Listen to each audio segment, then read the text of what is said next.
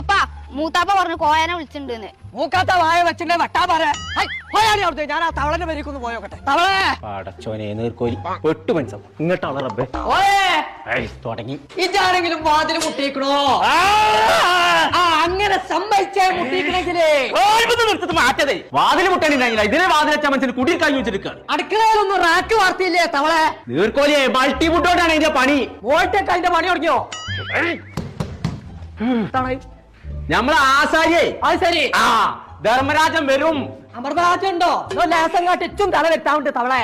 തലച്ചതിൽ കുറ്റം പൊളിച്ചേക്കാരം ഞാൻ നീർക്കോലിയെ. അപ്പൊ അതിനുള്ള സാധനങ്ങൾ വാങ്ങി കൊടുത്തേക്കാൻ പറഞ്ഞു ചട്ടിപ്പറമ്പെന്ന്. അവിടെ ഉണ്ടോ ഒരു കട, അൻസോ എന്നാണ് അതിന്റെ പേര്. അതിന് ഹാൻസിന്റെ കടയിൽ നിന്നൊക്കെ കിട്ടുമോ തവളെ? എല്ലാം എത്ര വെച്ചിട്ട് മനുഷ്യനോട് പറയാ പോയോ ജിന്നാബോ വരുവാൻ കൊടുത്തോ തവളെ? അല്ല പോയേ എവിടെ കട എന്ന് പറഞ്ഞേ?